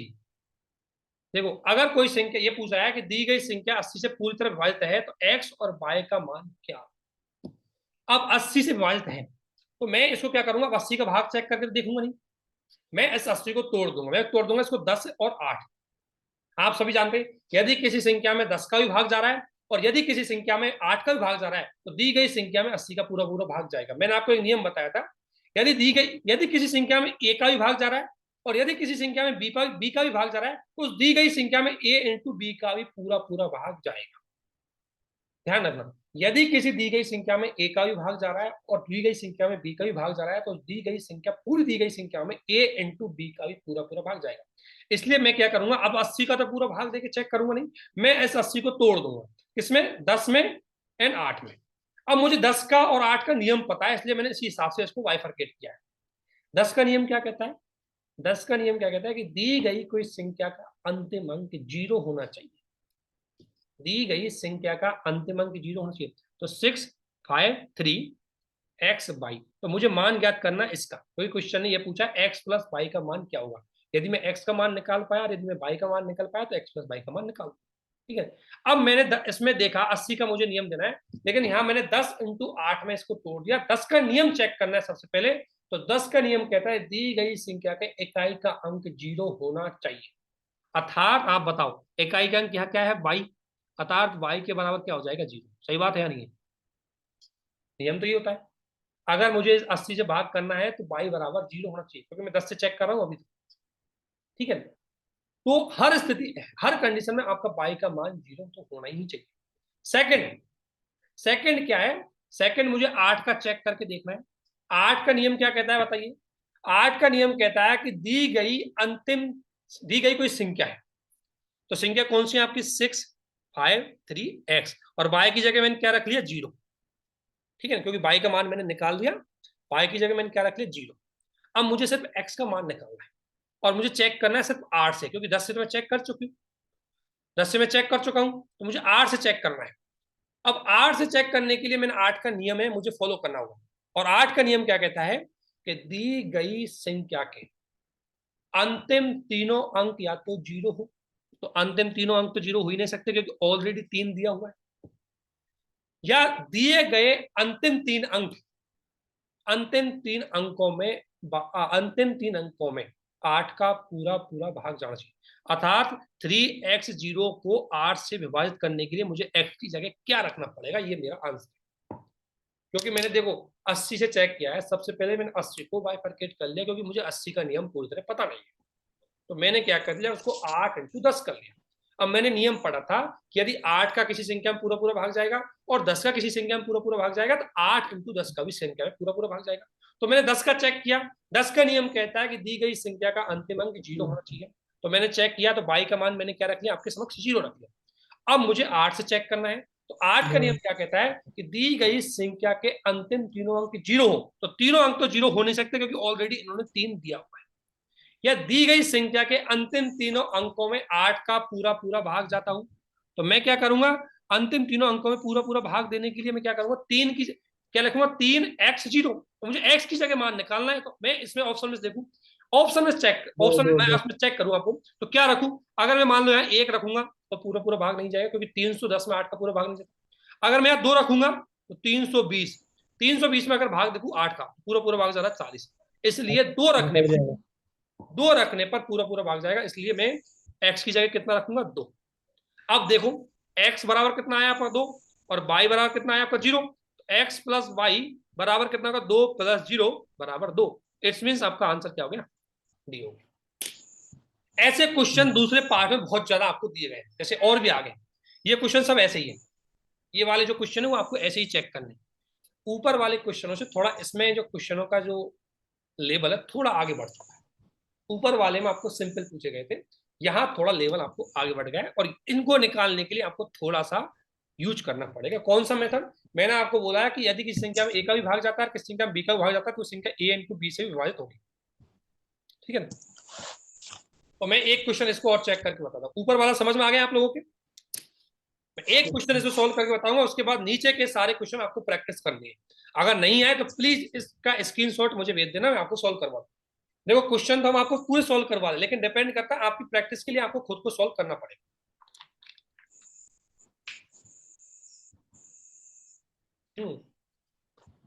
वो मैं पहले नंबर क्वेश्चन करके देखो, इसमें 8वीं में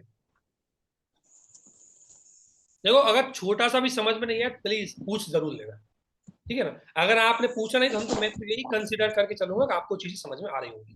ठीक है, और फिर मामला गड़बड़ हो जाएगा यदि आपको समझ में नहीं आ रहा होगा, फायदा क्या। ठीक है ना, क्योंकि इसकी अब इतने क्वेश्चनों की प्रैक्टिस तो आपको ही करनी है। मैं एक क्वेश्चन बता सकता हूँ, उसमें से कोई सा पूछ लो आप, एक क्वेश्चन बताऊंगा, फिर आपको सबको प्रैक्टिस करनी है। पूछ लो कोई सा भी, जो आपका मन है कोई सा भी आप पूछ सकते हो इसमें से। ठीक है, फिर आपको प्रैक्टिस करनी है। चलो पहला वाला ही कर लेते हैं, बढ़िया संख्या दे रखी पूरी। देखो पहला वाला क्या करा है, पहला वाला क्या करा है, फिर बताया गया है क्या बोले बोले सर, फर्स्ट वाला तो बन गया है। फर्स्ट वाला हो जाएगा। यस सर, बन गया है मेरा सर, आ गया है सर। हाँ, और से भी पूछ लेते हैं। मुझे एक मेथड बतानी है इसमें से, ऐसे क्वेश्चनों का एक सवाल करके बताना है, उसके बाद सेम ही ऐसे ही क्वेश्चन है आपके 15। ठीक है ना, तो मुझे एक क्वेश्चन करना है, बताइए कौन सा सर मैं क्वेश्चन। पूरा नहीं बना पाया हूँ सर, लेकिन सर सर पहला कोई भी बता, सर बता दीजिए सर, लेकिन पूरा मैं सॉल्व नहीं कर पाया हूँ सर, इसके लिए सॉरी ओके सर, हम टाइम पहला नहीं क्वेश्चन मिल को ही पाया। कर लेते हैं, पहला को कर लेते हैं। देखो ये कह रहा है कि ये इफ ये 9 डिजिट नंबर, इतनी इतनी संख्या है, ये 9 डिजिट है, देखो ये 9 डिजिट है। ठीक है, ठीक है, ये 9 डिजिट है। ठीक है, पहले को ही कर लेते हैं हम सॉल्व। ठीक है, क्वेश्चन 7 को सॉल्व कर लेंगे, मैं पहले को सॉल्व कर लेता हूँ पहले, क्योंकि ये सारे नीचे के जो क्वेश्चन दिए गए हैं आपको, ये सारे नीचे के क्वेश्चन है ना, ये एक ही तरह के फंडा के चलेंगे, फिर आपको वही मेथड यूज करना है सब है। ठीक है, तो वो मेथड आप यूज करके उसकी प्रैक्टिस कर लेना। मैं आपको बताता हूँ ये वाला क्वेश्चन पहले, पहले नंबर का। पहले नंबर का क्वेश्चन सिंपल बोला है कि 9 अंकों की संख्या है, संख्या है 9 अंकों की होगी और ये है 72 से डिवाइड है, यानी कि डिविजिबल बाई 72, यानी कि 72 से डिवाइड है। अब देखो मुझे 72 का तो नियम पता नहीं है। ठीक है ना, मुझे 72 का नियम पता नहीं है, इतनी बड़ी संख्या का मैं भाग भी नहीं दे पाऊंगा, इसलिए मैं इसको क्या करूंगा, तोड़ दूंगा, मतलब इसको खंडों में विभाजित कर दूंगा। तो मैं इसको कितने में कर दूं, 8 इंटू 9 बस। अगर इस संख्या में मुझे चेक करना है 8 का भाग जाता है, 9 का भाग जाता है, तो इस पूरी संख्या में 72 का पूरा पूरा भाग जाएगा। ये नियम पता है। तो संख्या कौन सी आपकी, 9, 8, 5, x, 3, 6, 7, 8 और y, ये आपकी संख्या है। 1 2 3 4 5 6 7 8 9, 9 अंकों की संख्या है और आपको मान ज्ञात करना है 4x माइनस 3y, इसका मान ज्ञात करना है। अर्थात इसका मान ज्ञात करना मेरे लिए कोई दिक्कत वाली नहीं है। मुझे यदि x का मान पता लग गया और मुझे यदि y का मान पता लग गया तो मैं इस संख्या का आराम से मान निकाल सकता हूँ। मुझे मान तो ये ज्ञात करना है, लेकिन पहले मुझे एक्स और वाई का मान पता होना चाहिए। तो एक्स और वाई का मान मैं इससे निकालूंगा। सबसे पहले यदि मैं 9 का नियम लगाऊं, सबसे पहले यदि मैं 9 का नियम लगाऊं, तो 9 का नियम क्या कहता है? ये सबसे पहले आप 8 का नियम लगा लो, क्योंकि 8 का नियम आसान पड़ेगा, क्योंकि 8 के नियम मुझे पहले पता है, क्योंकि मुझे पहले बाई ज्ञात करने के लिए 8 के नियम का यूज करना पड़ेगा, क्योंकि अंतिम अंक इकाई का अंक क्या है यहाँ? बाई। तो 8 का नियम क्या कहता है? दी गई संख्या के अंतिम 3 अंक, ये 3 अंक या तो क्या हो, 0 0 0 हो, तो वो तो है नहीं है। दूसरा, अंतिम तीनों 8 से अंकों में 8 का पूरा पूरा भाग जाना चाहिए। तो देखो 7 8 और 22/8, ऐसा मैं क्या रखूं बाई की जगह कि 8 से पूरी तरह ये विभाजित हो जाए। अगर मैं मान लो, देखो आराम से शुरू में चेक करके देखो, देखो शुरू में चेक करके देखो, शुरू में जल्दीबाजी मत करो, शुरू में ऐसे मत, अभी आपको सब आइडिया लग जाएगा। शुरू में आप आराम से, जिसको आइडिया नहीं है वो ध्यान रखो। मान लो मैं बाई बराबर 0 रख लिया, तो कितना होगा? 780। 780 में 8 का भाग दूंगा तो 7, इतने को 8 का भाग तो देना आपके लिए आसान होता है। तो आप देंगे 9 8 72, बिचा 8 80, बिचा 6 60, नहीं जाएगा। अगर मैं 1 रखूंगा तो 1 तो आपको पता है विषम संख्या, वैसे ही नहीं जाएगा, है ना।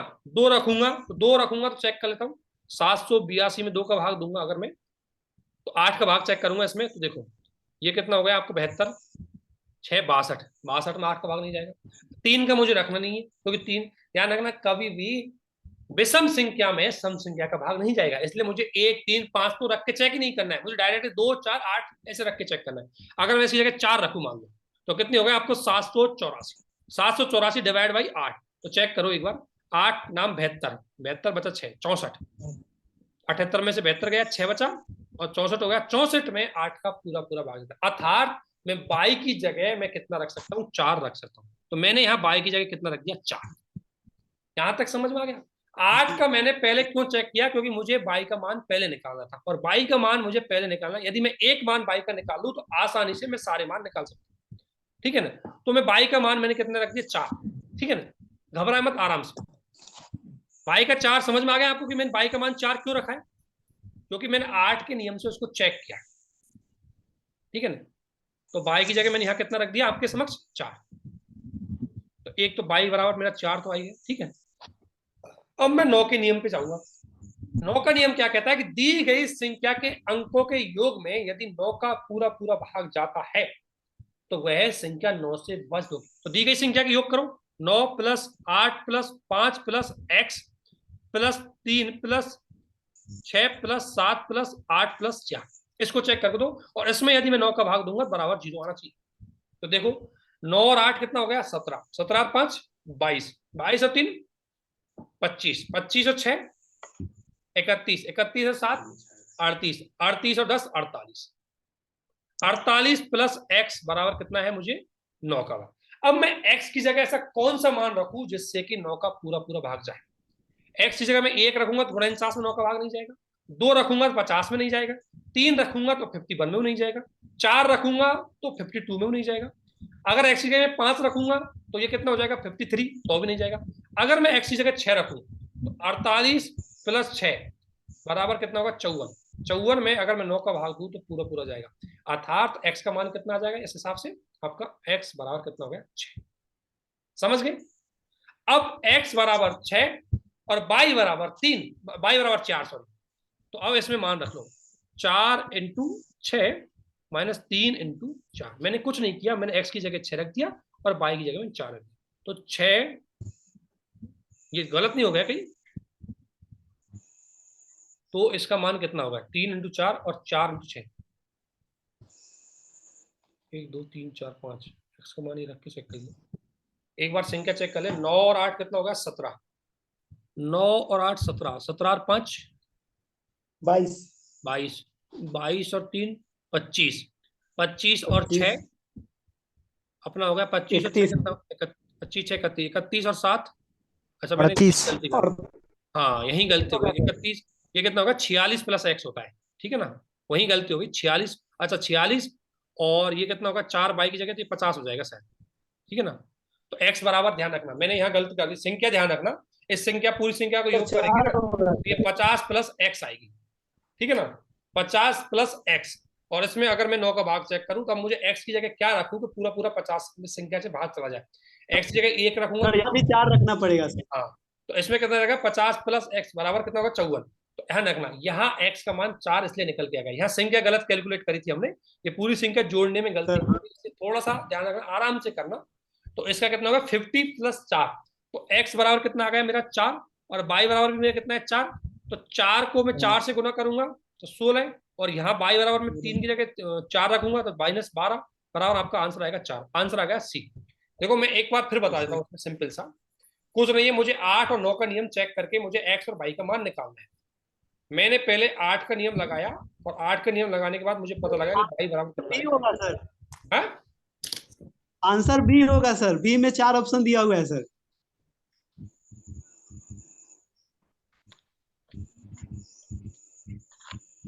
हाँ बी, मतलब यही तो मैं लगा रहा हूँ। अच्छा, इन्होंने ऊपर नीचे अलग कर रखा है क्या? हाँ 4 होगा, 4 इसमें होगा बी। हाँ भाई सर। हाँ, अरे मैं वो A yes B sir. C D समझ गया, इसको ए बी सी डी, ठीक है। तो अब मुझे बताइए, इस क्वेश्चन को सॉल्व करके आप इन क्वेश्चनों को सॉल्व कर सकते हो। एक और क्वेश्चन सॉल्व करवा देता हूँ, ठीक है, एक और करवा देते हैं, ठीक है। 7 नंबर कर दीजिए। एक और करवा देते हैं। 7 नंबर किसने बोला, इसी में 7 नंबर है क्या, ये वाला? हाँ सर, हाँ ठीक है, सर कर दीजिए। ठीक है, इसको कर लेते हैं।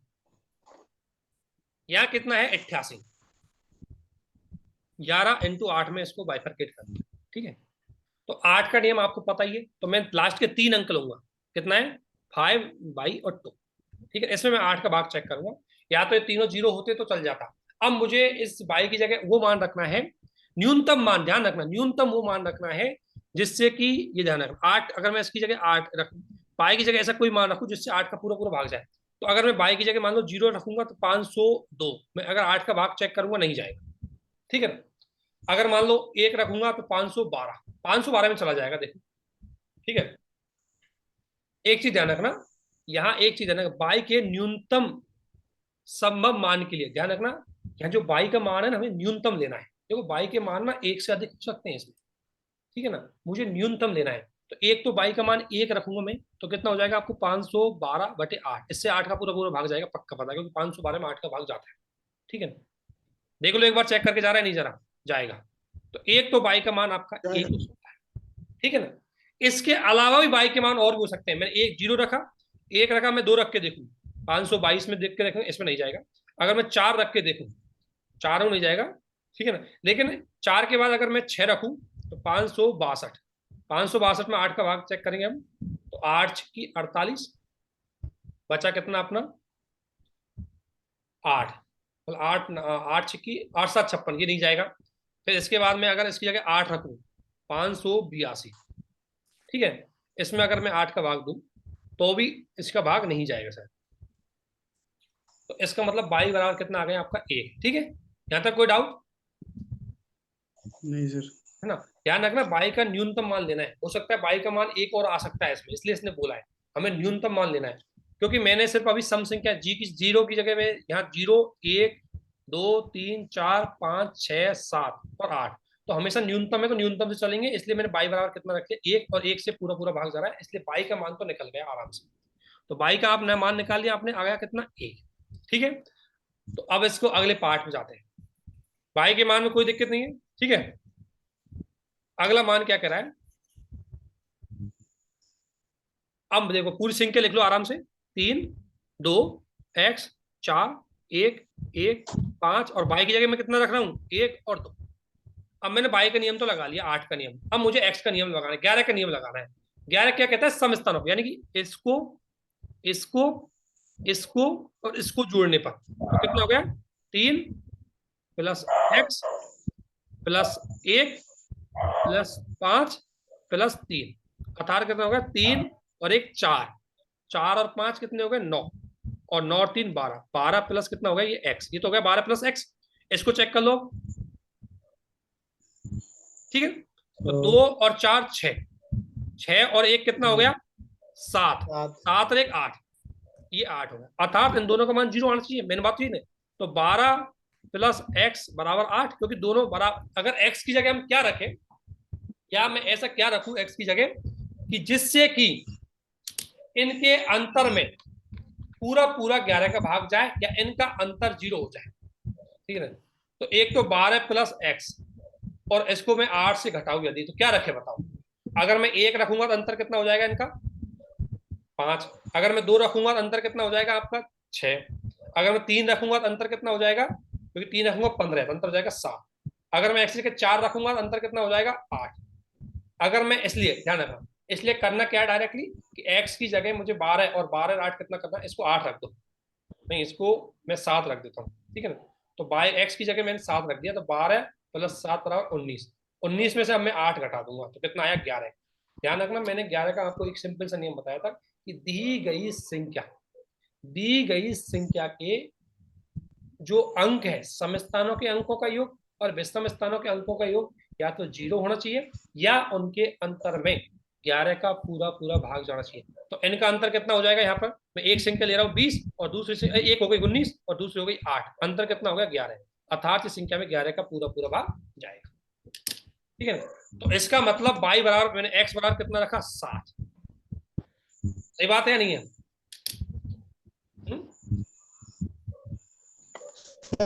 अंश 8 है और हर 19 है ना सर?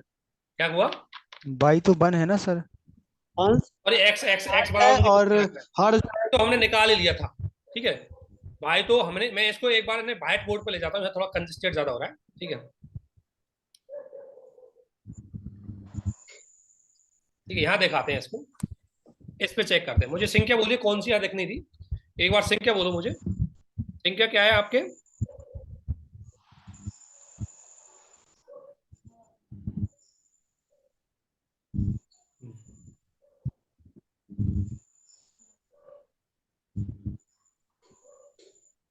इस पे देख चेक करते हैं। हाँ थोड़ा सा ना कंफ्यूज हो रहा है, उसमें कंजेस्टेड ज्यादा हो रहा है, इसलिए यहाँ चेक करते हैं, ठीक है।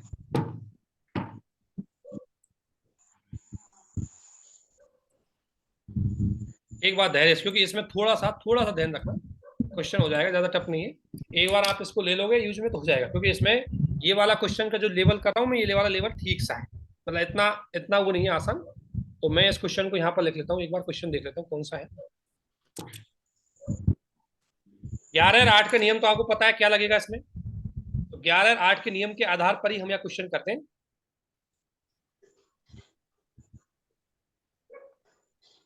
एक मिनट पीडीएफ खोल लेता हूँ। 7वें नंबर का क्वेश्चन है ना, पार्ट 2 और 7वें नंबर का क्वेश्चन है। और 7वें नंबर का क्वेश्चन क्या कह रहा है? कोई संख्या 9 अंकों की है, 9 अंकों की संख्या है, और संख्या कौन कौन सी है वो देखो। 7वें नंबर को बता रहा हूं मैं, संख्या है आपकी 3 2 x, ठीक है ना, 4 1 1 5 बाई और 2। और इसमें क्या है, सिंपल से ध्यान रखना, आपको 88 से विभाजित करना है। और ये पूछा है, इसके बाद आपसे पूछा है कि 4x माइनस बाई बराबर क्या होगा, ये आपसे क्वेश्चन पूछा है। इसलिए हमें सबसे पहला काम क्या करना है, ये x का और ये y का मान निकालना है। इसको निकालने के लिए मैं इस पे जाऊंगा सबसे पहले। तो 11 को मैं 8 बार ऐसे तोड़ दूं, क्योंकि मुझे 88 का नियम पता नहीं है, इसलिए 11/8 कर दूं। 11/8 अगर इसको मैं करूंगा तो पहले मैं 8 का नियम से चेक कर लूंगा, और 8 का नियम में क्या करूंगा, लास्ट के 3 अंक लूंगा। तो 5 बाई ये लिया, और इसके बाद मैंने अंक लिया 8। अब इसमें मुझे एक बाई की जगह में क्या रखूंगा, पूरा पूरा भाग चला जाए। तो बाई की जगह हमने मान रखा 512। 8 से चेक करो, 8 6 48, 8 चौको 32, अर्थात पूरा पूरा भाग जाएगा। तो बाई बराबर आपका मान कितना हो गया?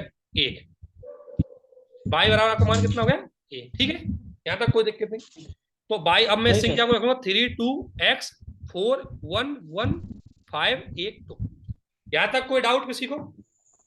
हमने बाई का मान नो सर। निकाल दिया, इसलिए मैंने बाई की जगह कितना रख लिया इसमें? 1, ठीक है। कोई डाउट? नहीं सर। हाँ ठीक है। अब ये नियम लगाएंगे हम। अब 11 का नियम क्या कहता है? सम स्थानों के अंकों का योग,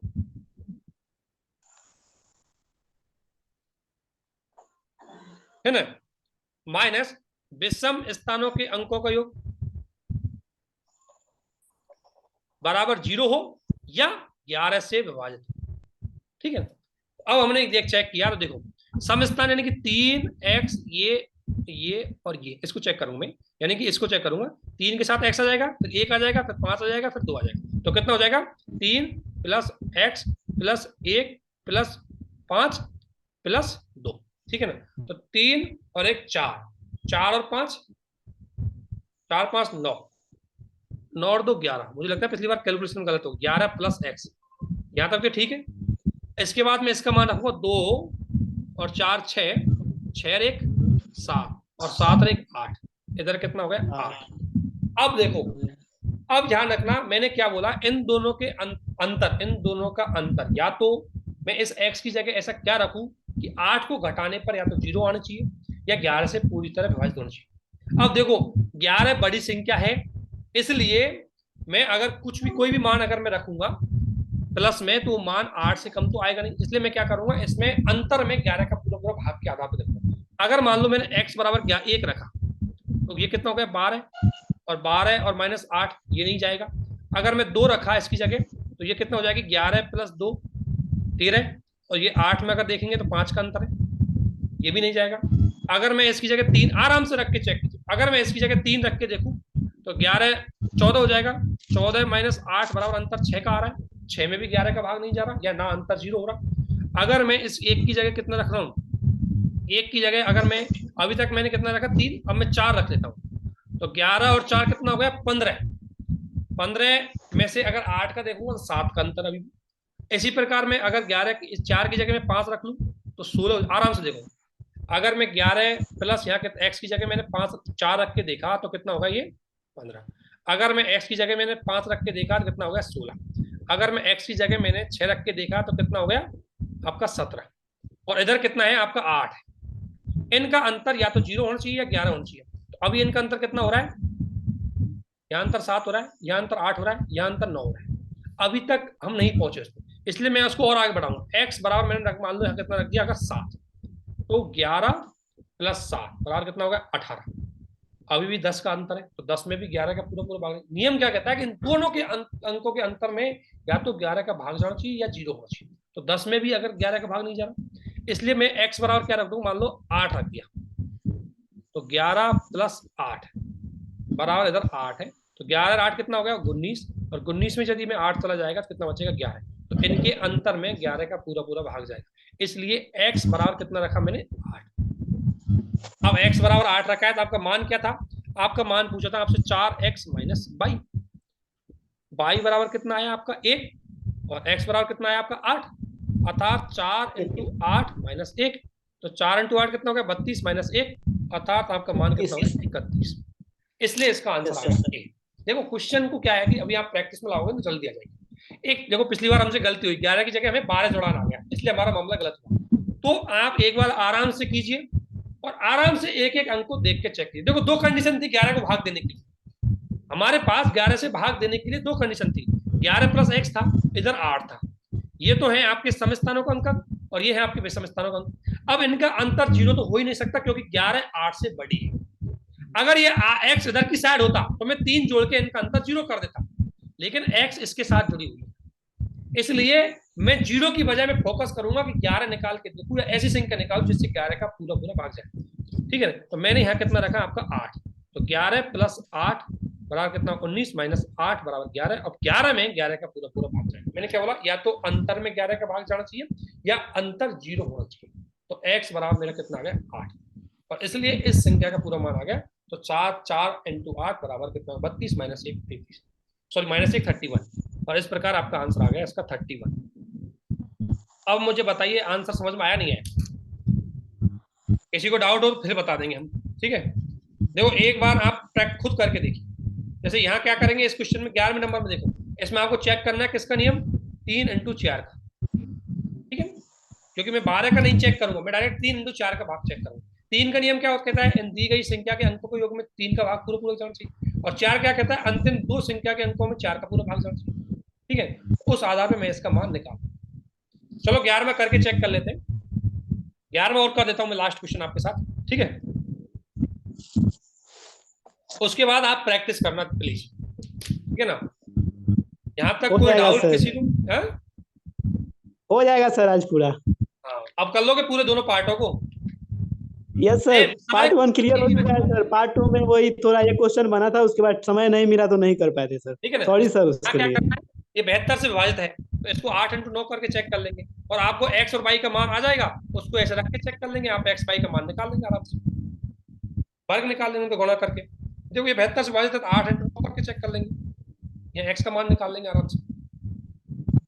इसमें डायरेक्टली 8 से चेक कर लो, तो क्या हो गया x 52a, 3 अंक ले लिए मैंने, अब 8 को भाग देके चेक कर, या डायरेक्टली 9 से भी चेक कर लो। तो जब एक मान पूछा होता है तो किसी एक को उठा के चेक कर लो, 8 से चेक कर लो या 9 से चेक कर लो। मैं इसको 9 से चेक कर लेता हूँ, देखो तो 9 का मान क्या कहेगा, 5 और 6 11, 11 और 5 16, 16 6 22, 22 और 5 कितना हो गया आपका 27, 27 और 2 29 प्लस x। अब इसको 9 से भाग देना है, तो x की जगह ऐसा क्या रखूं कि 9 से भाग चला जाए, तो x बराबर मैंने क्या रख दिया 7, 5 रखना होगा सर, 5। 7 36, 36 बटे, तो इसी से काम चल जाएगा, डायरेक्ट x का मान 7 आ, ठीक है ना। तो वो तो x और y का पूछे जब मुझे दोनों फॉर्मूले यूज करने पड़ेंगे, दोनों का भाग देके चेक करना पड़ेगा। अगर एक पूछे तो मैं डायरेक्टली चेक कर सकता हूँ, ठीक है। तो आज इतना ही करते हैं, प्लीज आप करके देखिए। अगर क्वेश्चन में कोई डाउट है तो उसका स्क्रीनशॉट आप शेयर कर दीजिए ग्रुप में, है ना, और आपको सॉल्व करके उसको बता दिया जाएगा, ठीक है। लेकिन आप प्रैक्टिस के लिए जो क्वेश्चन आएंगे उनको साथ साथ करके चलिए, जब तो फायदा होगा, अदरवाइज फायदा नहीं होगा। देखो पार्ट ए सिंपल था, पार्ट बी थोड़ा टिपिकल था, और अभी आपको कुछ क्वेश्चन और देंगे इसी विभाजकता से संबंधित। आपको जो डिविजिबिलिटी है इसी से संबंधित हम कई क्वेश्चन और देंगे जो ऑल लेवल पे आपको लग जाएंगे, ठीक है ना। ये यूपीएससी के अंतर्गत इसके क्वेश्चन आते हैं। अगला वीडियो आप देखेंगे, अगला वीडियो इकाई के अंक से संबंधित आपको मिलेगा, उसका इस बार यूपीएससी ने क्वेश्चन पूछा था, वो भी हमने आपको सॉल्व करके उस वीडियो में बताया, और उसके आपको प्रैक्टिस के लिए और क्वेश्चन देंगे। अगला वीडियो में आपको इकाई का अंक पहचान करना है, कोई बहुत बड़ी संख्या दे दी उसका इकाई का अंक कैसे पहचान करना है उसके बारे में आपको बताया गया, तो उस वीडियो में आपको प्रोवाइड हो जाएगा, ठीक है। तो यहाँ तक कोई डाउट किसी को भी? देखो मैथ को हम 0 से इसलिए लेके चल रहे हैं, देखो बहुत सारे लोगों को बहुत इजी लग रहा है, क्योंकि जिनकी पहले से तैयारी है, जिन्होंने एसएससी वगैरह दे रखा है, उस कैंडिडेट के लिए ये क्वेश्चन ज्यादा टिपिकल है नहीं, ठीक है ना। लेकिन जिन्होंने बिल्कुल भी मैथ नहीं पढ़ रखी उनके लिए थोड़ा टिपिकल है, और ऐसे क्वेश्चन स्टेट पीसीएस में बहुत अच्छे से पूछे जाते हैं सीसेट में। इसके अलावा यूपीएससी भी कई बार इनको घुमा के दे देती है आपको, ठीक है। और जैसा कि कल परसों जो कोर्ट का डिसीजन आया था उसमें स्पष्ट रूप से उसके बाद यूपीएससी ने अपना एक नोट निकाला और क्लियर कट बोला कि हम जो क्वेश्चन दे रहे हैं वो हमारे सिलेबस के अकॉर्डिंग है। अब उस सिलेबस के अकॉर्डिंग हम कितना ही ऊंचा ले जाए क्वेश्चन को, हम पे डिपेंड करता है, ठीक है ना। तो यूपीएससी के जो चीज है, ठीक है। तो अगर आप किसी को आप कोई डाउट हो तो बताइए, अदरवाइज इसको हम बाइंड करते हैं, क्योंकि तो यूपीएससी ने क्लियर कट बोला है कि सीसेट 2023 का जो पेपर आया था उसने प्रूफ दिया यूपीएससी ने कि सिलेबस का ही पार्ट था। अब वो हम पे डिपेंड करता है कि हम उस सिलेबस को कितना टिपिकल बनाएं, और इसी की वजह से हाई कोर्ट में उनकी जो अपील की गई थी वो रिजेक्ट हो गई। इसलिए आपको देखो ये कहने वाली बात है, लेकिन अगर हमारी छोटी सी गलती से अगर, क्योंकि देखो हमारी गलती, हम उस लेवल तक पढ़े नहीं थे, हम सीसेट को अपने लेवल तक कभी लेगे नहीं, हम थोड़ा सा उसको हल्के में लेते थे, इसलिए हमें टफ लगा। कुछ क्वेश्चनों की रेंज उन्होंने बहुत ज्यादा टफ करी थी, इसलिए वो टफ लगा। पर देखो अभी आप इसका देखो मंडे के दिन, मतलब कल आपको कंप्रीहेंशन का वीडियो मिलेगा, उस कंप्रीहेंशन के वीडियो में 4-5 तो हमने सॉल्व करवाए हैं, पर 2-5 आप खुद सॉल्व करके देखना। कंप्रीहेंशन को भी आपको अच्छे से साथ में लेके चलना है। उसके बाद आपको रीजनिंग का भी देंगे, रीजनिंग का बहुत सिंपल टॉपिक शुरू में उठाएंगे, सिटिंग अरेंजमेंट, उससे आपको धीरे धीरे चीजें लेफ्ट राइट पता होना चाहिए, सारी चीजें आपको अच्छे से करना। पेन का क्या करोगे, पेन कौन सा? देखो मैं तो पेन के लिए, आंसर राइटिंग के लिए पेन देखो डिपेंड करता है, अलग अलग टाइप का पेन। मैं तो ये एड अचीवर वाला आता है, या कई बार पायलट पेन है उसको यूज करता हूँ। पायलट पेन है, उसकी खास बात होती है कि वो कुछ जब आप यूपीएससी मेंस में कॉपी पढ़ते हो ना, तो लास्ट के पेजों में के जाने के बाद कॉपी मोटी होने लग जाती है, वहां लिखने के लिए जो स्पीड चाहिए ना, वो पायलट पेन बढ़िया दे देता है। तो डिपेंड करता है किसके हाथ में क्या सेट होता है। जैसे मैं पायलट पेन यूज करता हूँ, उससे स्पीड अच्छी बन जाती है, ठीक है। और प्लीज सी सेट को तो पढ़िए, साथ साथ में अदर सब्जेक्ट का भी अपना ध्यान रखिए, ठीक है। तो आज के लिए इतना ही। सर क्या कर सकते हैं एग्जाम में सर? क्या 2 पेन यूज कर सकते हैं एग्जाम में सर, ब्लैक और ब्लू? ध्यान रखना, कंडीशन ये है कि कोई ऐसा पेन यूज मत करना कि ऊपर वाला शब्द लेके तो नीचे वाला ना देखे कॉपी, समझ गो। यानी कि आर पार नहीं आना चाहिए पेन की साइड, है ना। एक रेड पेन यूज मत करना, क्योंकि रेड पेन कॉपी चेक करने के लिए यूज किया जाता है। तो जो आपका एवोलेटर होता है वो रेड पेन यूज करता है, इसलिए रेड पेन की परमिशन आपको, मतलब यूपीएससी मना तो कहीं नहीं करती है, उसमें लिखा नहीं होता है कहीं कि आप रेड पेन यूज मत करना, लेकिन नॉर्मली रेड पेन से बचना चाहिए। सर तो ब्लू ही किसी को करना चाहिए ना? क्या ब्लू यूज करना चाहिए ना सर? ठीक है। तो हेलो सर। यस सर मेरा एक एनसीईआरटी से रिलेटेड सवाल था।